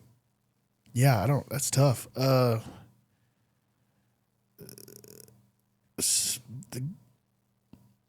built the life of my dreams, from top to bottom. Everything I do, I am where I wanted to be 7 years ago when I got sober. I am everything I wanted to be. I wanted to be a good man, a good husband, a good father. I wanted to have things. I wanted to be there for people. I wanted to work in recovery. I do everything I wanted to do. My biggest fear is to wake up tomorrow and that all be gone. I don't get to be a father anymore. I don't get to be a husband anymore. I don't get to be the executive director of the facility anymore. I don't get to be a mentor or a sponsor or a friend anymore. So probably using again. Okay. This would probably take everything from me. I wonder sometimes if I wasn't in the position I was in, if I wouldn't take my recovery, that I know for sure. At some points in my recovery, I wouldn't have took it seriously. Yeah. Yeah, but like I got 150 dudes looking at me. Yeah. Yeah. Who's your sponsor, Matt? Yeah.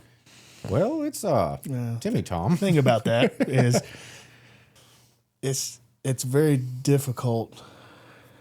I don't know. It's difficult when you get to a spot like that because you do feel, I don't know. I have to make decisions sometimes and you wonder if you made the right decision, you know? Like you know, I've had to keep people out of treatment before for reasons they should have been kicked out of treatment and then they die in 24 hours. That's on them. Yeah, it is, but it's not. Yeah. You know what I mean? Yeah. And you're the same way. We're like, rationally, we know. Rationally, that's not our fault. That's we did what we had to do. Yeah. But irrationally, what could I have done different? You know? Yeah, for sure. And I think that with a lot of people. I've been working in treatment on and off.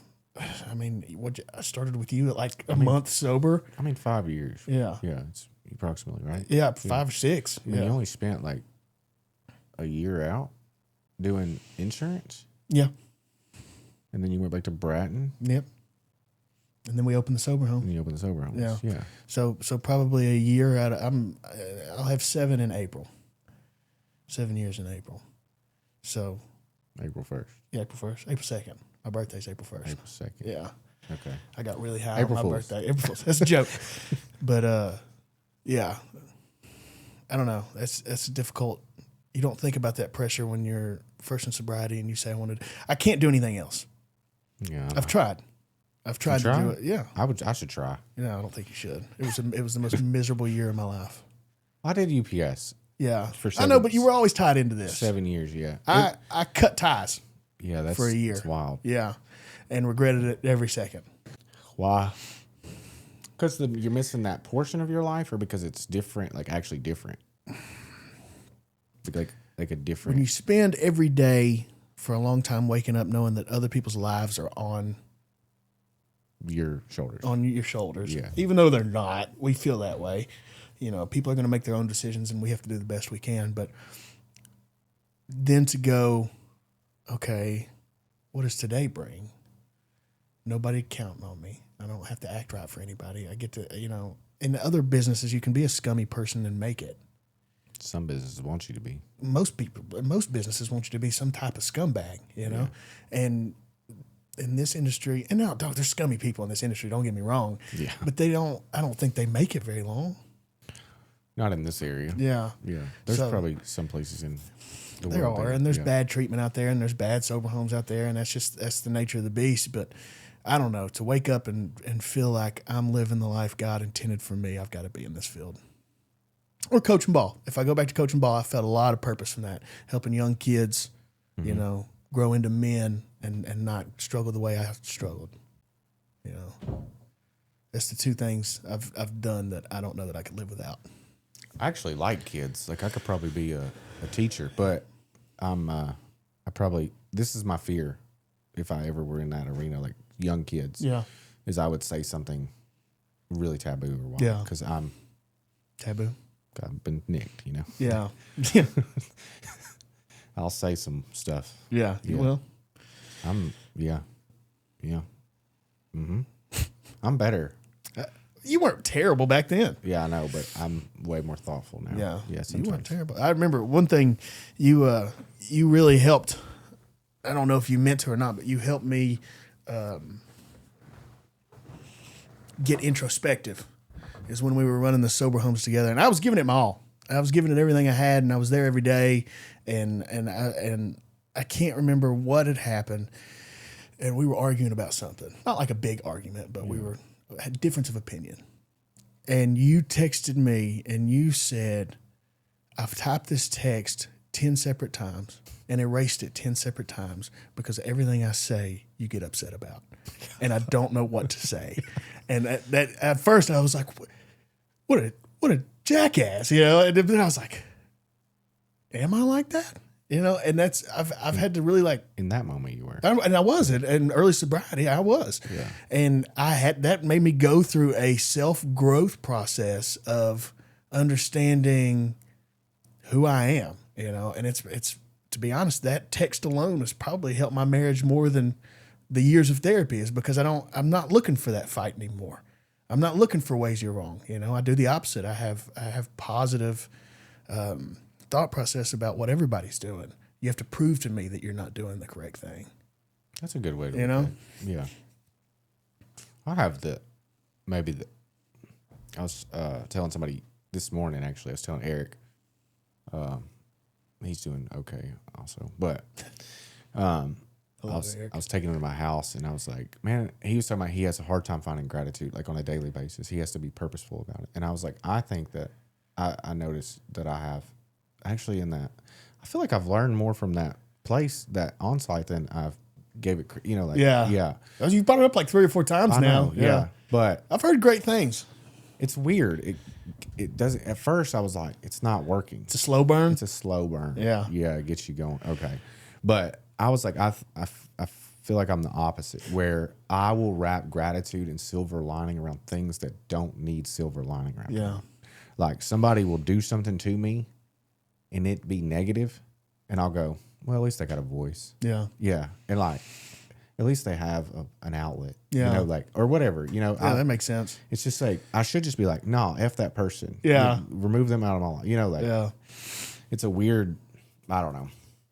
It's probably codependent. Yeah, it is. But I also think that, like, I don't know, it's proof pretty profound for you to be able to find those people to elevate through your organization. You know what I mean? Like that kind of, Yeah. that not dependency, that kind of, I don't know, you find good guys to lean on. Well, I'm afraid I've always wanted to protect myself and my integrity, so I want people around me that are making decisions based on ethics and spirituality, Yeah. and not anything else. So then I'm looking into that person's soul, so I want them around me, so that I'm not making decisions based on business and money. Yeah. Which is, I'm probably never going to, just based on that I'm already having that thought. But, Yeah. and then I'm growing with them. But I mean, I feel like now I've got to a place where it's almost like a deal where I'm like, okay, you'll serve your tenure with me, and we're going to put you in a great place. Yeah. Yeah. Yeah. And it's happened like numerous times that in that manner, you know, like at the end of this, no matter what, I'm going to help you get a really good job. Yeah. Yeah. The end of this is good for everybody. It's good for everybody. Yeah. We can just, you know, and they do amazing, dude. Yeah. Yeah. I need to, having this conversation has made me think that I probably have the energy to pour into About 5 new guys, you know. You probably need to do some type of alumni. Situation. More. No, like an alum. You need to just to promote what you've done. Not in a like look at me, but like a look what this program's done for this guy. And you know what I mean? Like because you've got a lot of people who've graduated your program who have went on to have very successful lives. Yeah, I know. You know, I think that like you need to have some type of That's true. I just like let them meander out. Yeah. Yeah. And then like they buy me lunch sometimes. Yeah. Or whatever. You know, I just have like I have gratitude or like I'm grateful that they're there. I guess I just don't think about promoting. It's a great idea. Yeah. Well, I mean, it ties right into that. I mean, that's kind of what I'm doing with the picture. The picture, yeah, but the podcast too. Bringing back people. Sometimes, yeah. I mean, I don't want to just be all of them. I want it to be new people too. Sure. I don't really know what it is yet. Yeah. It'll find its legs. itself. Yeah. Like, does it need to be really raw? You want it to work, you just keep putting me on it. It could be. Yeah. Football. Football. Like, do I want it to be like real gritty, like white underbelly or whatever? Yeah. Like brand new. Yeah. Guy? Do I want it to be success stories? Do I want it to be? So Do I want to have a co-host? when I opened mine, when I started mine, I wanted it to be every side of it. Yeah. So when like I brought all of it. Yeah, when I brought Slim on, he was using. So he told a little bit of his backstory, and he said, "Why am I still drinking? This is why." You know, and it was a different outlook. It was a different outlook. You know, I listened to Trevor's. I don't think I listened to Blake's, but I have watched something of Blake before, but I don't think it was yours. He did something else. Yeah. A TV. Dude's always on a podcast. Is he? Lives on a podcast. He's got good shoulders for a podcast. He's got great shoulders for a podcast. I saw him today, dude. It was the first time I've seen him in a long time, since I moved to Kentucky. Love that guy. Dude, he's amazing. Yeah, you told me years and years and years ago, you said, I feel closer to God when I'm with Blake. I do. And early in my recovery, it's like, I need to be with that dude. Now we work together. You know what I mean? Now we're best buds. Completely ethical human being. You don't second guess a single thing that dude says or does. Yeah, it's crazy. Everything he does, he thinks he's doing the right thing. Yeah. He's one of a kind. He's an inspiration. Yeah. For sure.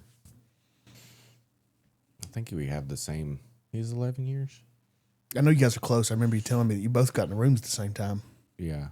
When I first met him, he knew who I was prior to me knowing who he was, but he was at Serenity at noon, and he was just like looking at me, and I was like, why is this dude just looking at me? I just carried on with the meeting, and then afterwards he like V-line, he was like, hey, I'm Blake, and then he was like, do you mind if we pray together? And he grabbed my hand. I was like, sure, man. He was like, prayed with me, and I was like, I left, and I was like, man, I really like that dude. That's a good dude. Yeah. And then I think the next time I met him, it was the same thing, just the same energy, and over time, it's just, sometimes we're further apart, sometimes we're closer. Yeah, this is a season of us, but I moved to Kentucky. You know what I mean? I moved away. Like, we were working together. He was a part of our startup. When we opened the Detoxes, he was part of our original crew. Really worked out that he was leaving the place he was at the same time we were opening, and it really just worked out. But he, I don't know. He's one of a kind. He's one of a kind. What do you? I think we're done. We can be done. Okay, my ass is killing me. Yeah, I gotta pee.